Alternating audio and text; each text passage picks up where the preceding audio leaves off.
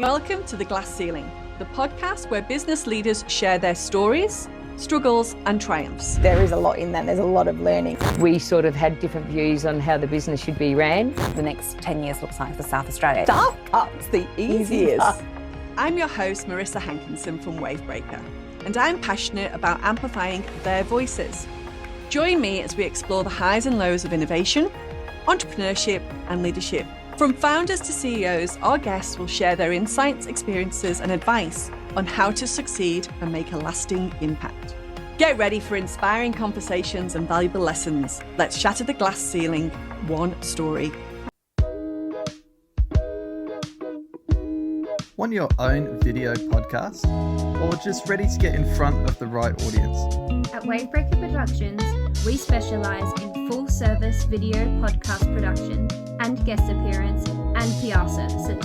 We help business owners, experts, and change makers show up with confidence on camera and on the mic. From filming and editing to distribution and promotion, we handle it all, so you can focus on your message. Whether you're launching your own show or looking to appear on aligned podcasts, we'll help you get seen, heard, and remembered. This is more than a podcast. It's your platform. Helping you be seen, heard, and remembered. Find out more at wavebreakerproductions.com.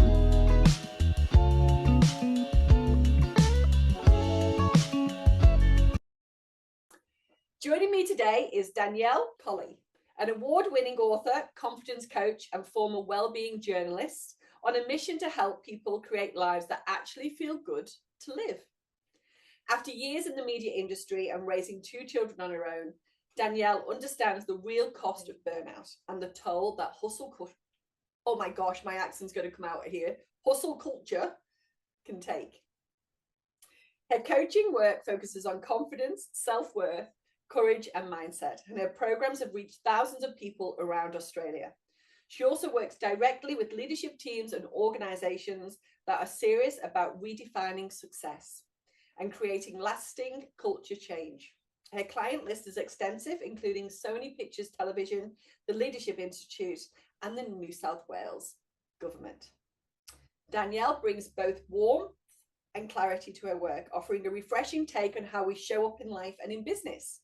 She now lives by the beach just outside Sydney, still eats ice cream almost every day, and freely admits her dog has claimed the bed, despite her best intentions. She's here to talk about confidence, courage, and redefining success on your own terms with a whole lot of honesty and heart. Danielle, welcome to The Glass Ceiling. Thank you so much. It's lovely to be here. Welcome.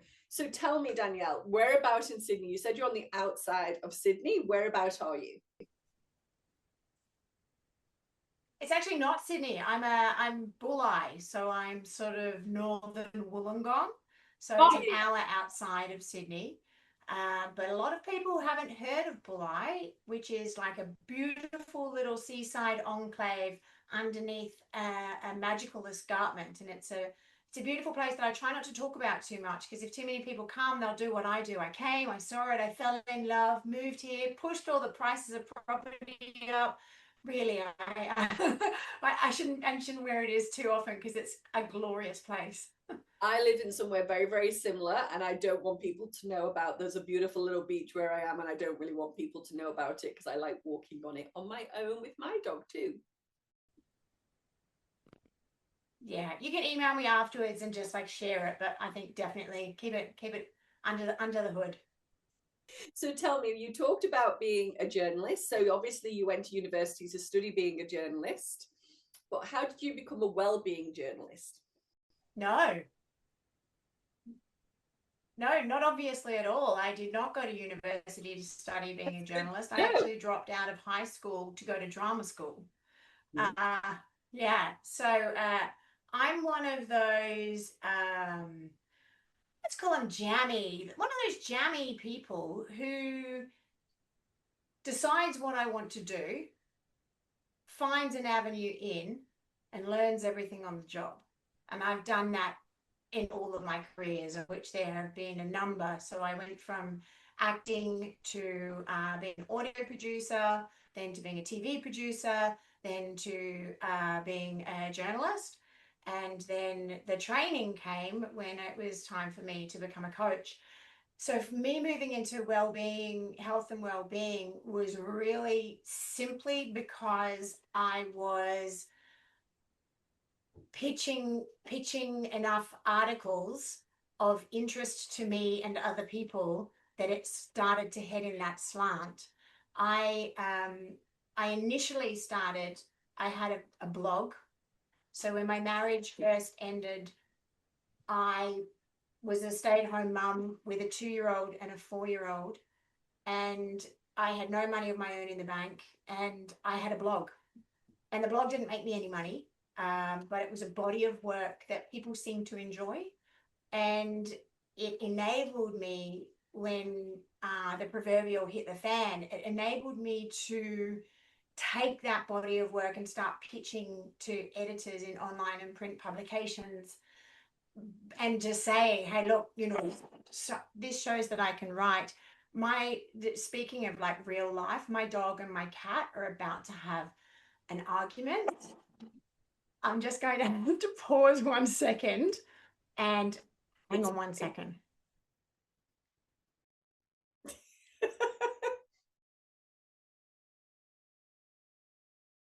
Oh my God. It's okay. I love when you when you're trying to have that professional air, but you work from home. And there, like, I can be here as polished as I like, but there are so many elements that I can't control. Anyway, somebody's now feeding the dog, and he will then be happy and leave the cat alone. Okay. Where was I? Using your blog. I started pitching to online and print publications. And initially, because the blog was my thoughts, kind of opinion, kind of food, kind of family, I started initially pitching in the kind of family, kind of food departments. And so a lot of the publications actually that I worked for back then don't exist any longer, which is sad. There's been a major change in the way media, in media and online media.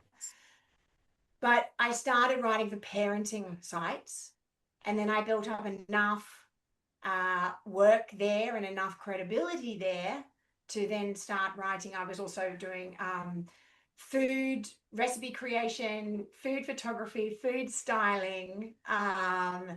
Really, at that time, I was tap dancing, right? So any skills that I had, I was like just putting myself in front of the people who could make some decisions about whether or not I was capable or worthy of a shot, I suppose.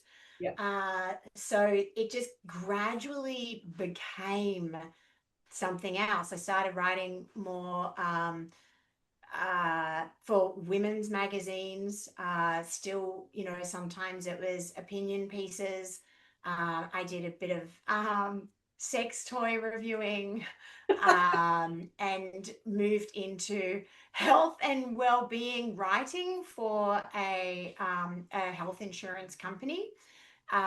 And really, it all just kind of evolved. Like a lot of it just kind of kept happening, and I fell into that space. Then as my interest in health and well-being and,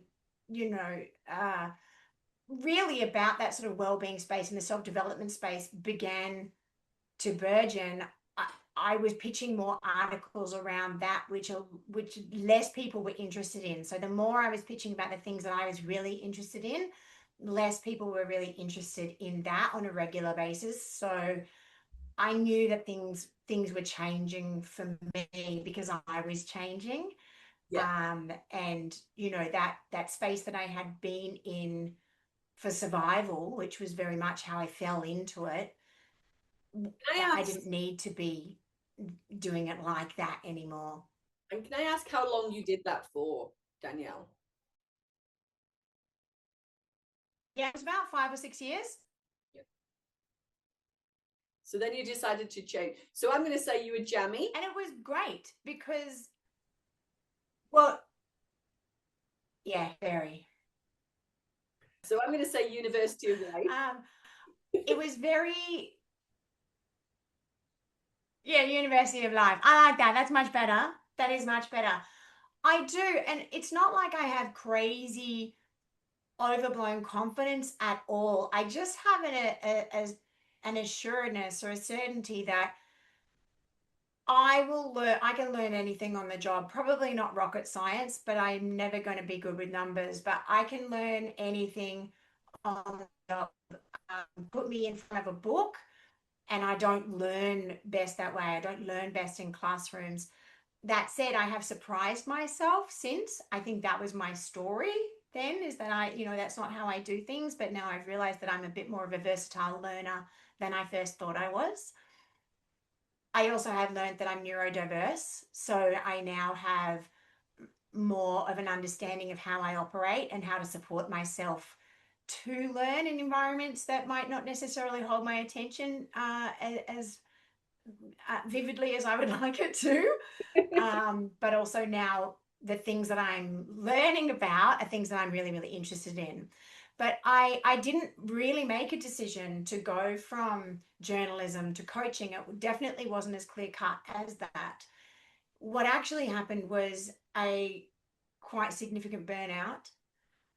My nervous system was pretty shot from living on the roller coaster of freelance and solo parenting, freelance work and solo parenting. I knew that what I was doing wasn't sustainable. I stopped enjoying it. I stopped loving it. And I lost a job that I really loved. I was working at Australian Women's Weekly, and I lost the job for reasons that, were a little bit unclear, to be honest, because nobody ever explained anything to me. But I took it really hard. Because I really had my identity wrapped up in that. It made me feel like credible and worthy. And when I was let go, I felt like I wasn't those things. So I was taking a little bit of time to work out what was going to be next. And then my father got really sick. My father got cancer and had been told there was nothing that they could do. So I went with my children, who were then, still quite young. I think my daughter was in maybe year 1 and my son was in year 3. We went and moved to a remote part of New Zealand just for a month, 6 weeks, to help my father to die in his own home. And the process of that at that time, when I was already questioning everything, really made me question everything. Yeah. Because the space between life and death, like, it wasn't even so much the loss of my father, although it was my firstly gross misunderstanding of what grief is. I thought that you would be sad. I thought that I would be sad and then I would get less sad and then it would be okay. But what actually happened was a spectacular moment of deep self-reflection that brought up all of my stuff. It was a really big reckoning, which was deeply uncomfortable and lots of wild, big emotions. And I spent a few months on the couch, really unable to get it together. And I'd had this idea prior to, like, create a hub for people who were feeling like me, like people who were feeling a bit crap, whose life was good on paper, but not, life was good on paper, but wasn't fun to live. I was making enough money. I had a lovely boyfriend. My kids were healthy. Like, I should have felt good, right? It should have been okay. This is what good life is. So the idea was that I would repatriate all my old health and wellbeing articles and create some kind of hub of information to help people to feel better. Because I thought that I'd cracked how to be happy or whatever. And that clearly wasn't going to happen. But I went to a kinesiologist And the process of kinesiology was so fascinating to me. I decided to go and learn how to do it. Yeah. Or to learn how to understand how it works more than how to do it, to understand how it works. And I didn't love kinesiology, but where I was at the time, they were doing a twofer. There was a 2-for-1 deal, and it was to learn neuro-linguistic programming as well. That, yeah, NLP really tickled my brain box. I was absolutely fascinated and enamored by the capacity to make significant changes in the way somebody thinks and feels through using these interventions and tools. So that took me down the rabbit hole of hypnotherapy and positive psychology coaching, which has led into somatic work, into breath work. So it's been a very interesting journey, if you'll allow me to use the super cringy word, but it's been an interesting adventure. Yeah, right.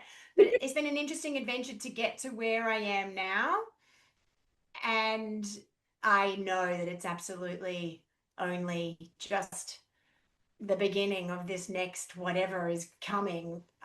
So yeah, long answer to a short question. And that's okay, Danielle. So one of the things that I just want to pick up, so I'm sorry for the loss of your father. Grief, as you say, is an interesting thing, and until you experience it, nobody really can explain what it is that you're actually going through. And it can be a catalyst for a number of things, and sometimes it can hit you like a sledgehammer when you least expect it. So from there, you've done this wellbeing, and we've just spoken about the rabbit hole that you went down, but then you did become an author, and you did. So what was that next step with the book?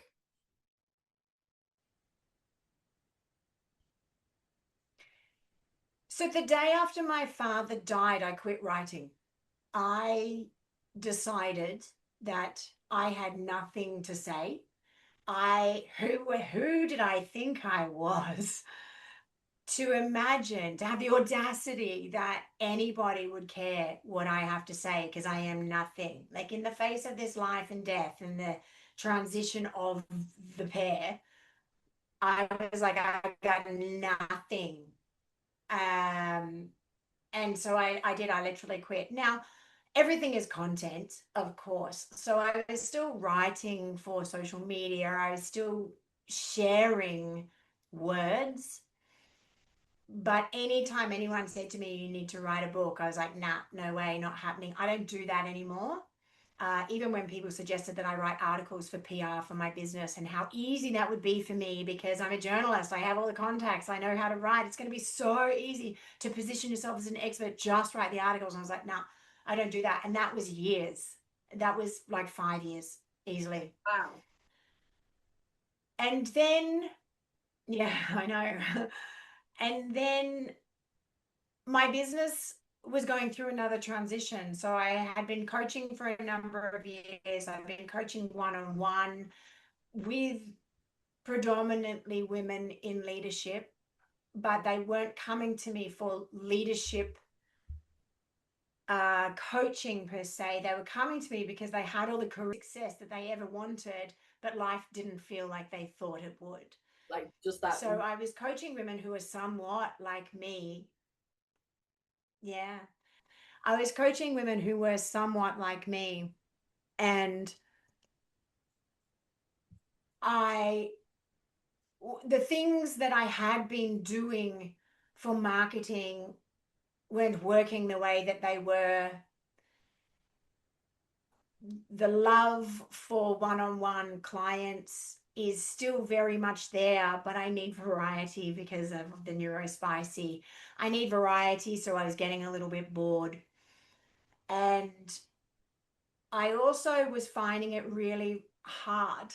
I was finding business hard. I'm great at coaching, but business is a whole beast that is beyond just the thing that you do, right? There's all of the business stuff. Yeah. And someone I had been working with to get some sort of strategy,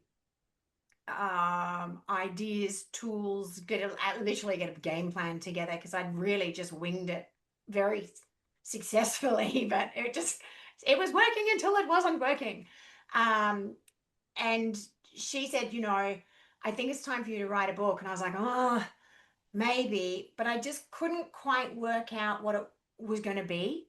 Yeah. And I had actually started dabbling a little bit with words on a page, just something, words on a page, like just get something down, and it doesn't have to be good, doesn't have to be clear right now. And then I've been doing these leadership workshops through the Leadership Institute. They had sent me around Australia with this one-day workshop that I created called Kick-Ass Women in Leadership. Love the title. And there was, thank you. There were so many parts to that which are so universal, really part of the universal experience around success and what we think it is versus what it really is, and balance, and all of those, I guess, beautiful things that make life actually feel good to live, as opposed to just work or living just work. I mean, yeah. There's more to life. I feel good. And part of that had been working with this Mars bar life. Yeah, there so is. There is. There's more to life than that sort of monetary success. There's more to life than, proving yourself through the thing that you do for money. I've been working with this Mars bar life philosophy that I had, and then one day I was talking to a man that I was working with who had worked. He was in the C-suite. He worked in a number really high up jobs in exec in fashion. Mm-hmm. And 2 times he had nervous breakdowns and was hospitalized.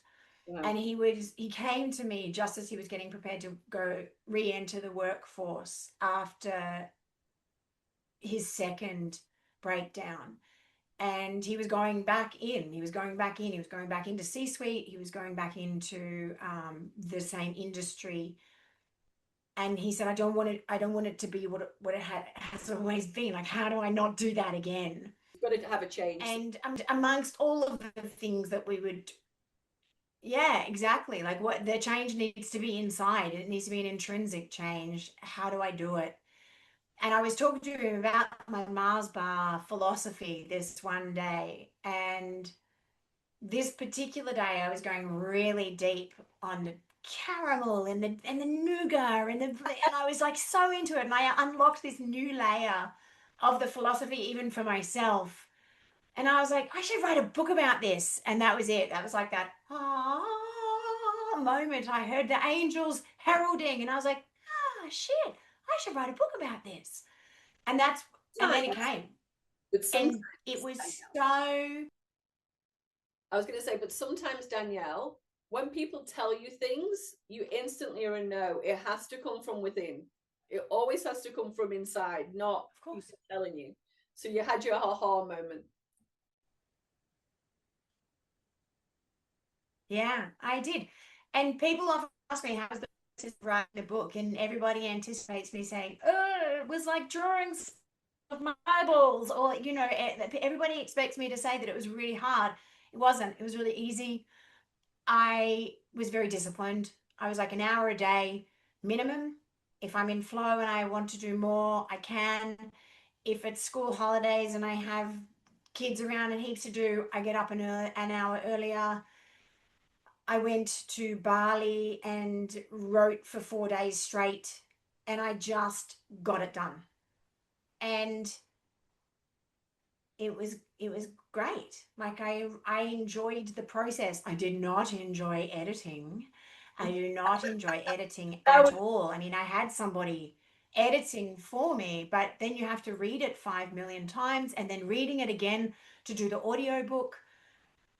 And I think, so, like when I finished it, it was like sort of the fourth draft by the time it was like super ready. I'm like, this is done, right? I'm done with that project. And then you've got, all the other stuff. Even still now, a year later, it has literally been a year next month since the book was released. And even now, my coach is saying, you still need to be talking about the book. You need to be promoting the book, And I'm like, I'm thinking about the other book. I'm thinking about the next book. I'm thinking about all the new things. I'm launching my new podcast. And he's like, slow down, cowboy. So I know it's not called the Mars Bar Life. What is it actually called? And how can people find it, Danielle? Sure. It's called The Chocolate Bar Life. You can find it anywhere that you like to buy your books. It's on Amazon. It's on Booktopia. It's on Spotify. It's on Audible. If you're listening in other countries, it's in Barnes & Noble. It's all over. It's all over. My team did an amazing job getting me out there. I have no idea how that part of it works, but amazing people do. Amazing people do. So from my side of it, Danielle, what is the next book going to be? Oh, it's top secret. Okay. It's not super top secret. It's just it's not solidified. Right now, there are 3 front runners. And one of them is drawing on the work that I do within my leadership workshops and with clients. That is a process and a philosophy that is evolving. Okay.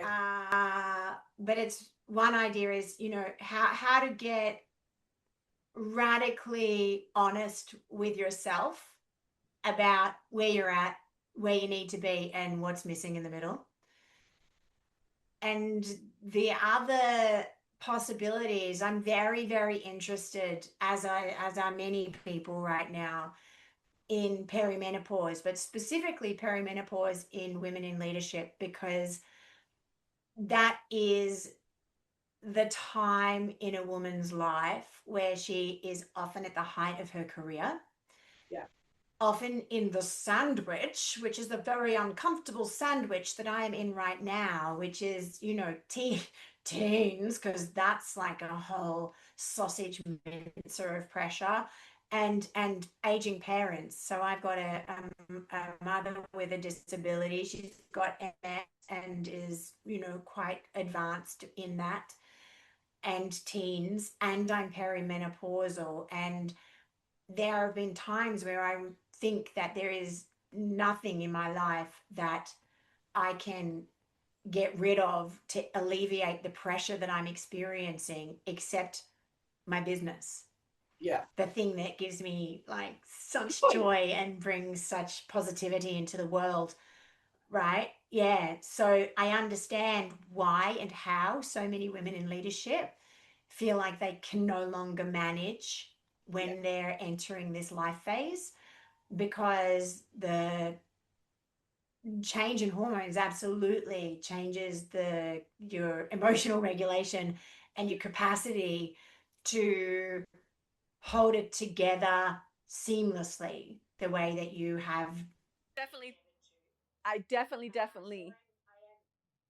Danielle, we're definitely onto something with that perimenopause. I definitely think there's something there, and with the other book as well. So if people want to get in touch with Danielle, they can do the website, which is www.daniellecolley.com, and check out her book, Chocolate Box Life. As she said before, it's on all platforms and including Audible. So happy listening or reading. Thank you, Danielle, for being on the show. Tuning in to this episode of The Glass Ceiling. If you've liked what you heard, please subscribe, as we'd love to have you as part of our community. We're grateful to our guests for sharing their inspiring stories and insights with us. This podcast was brought to you by Wavebreaker. Join us next time as we shatter the glass ceiling, one story at a time.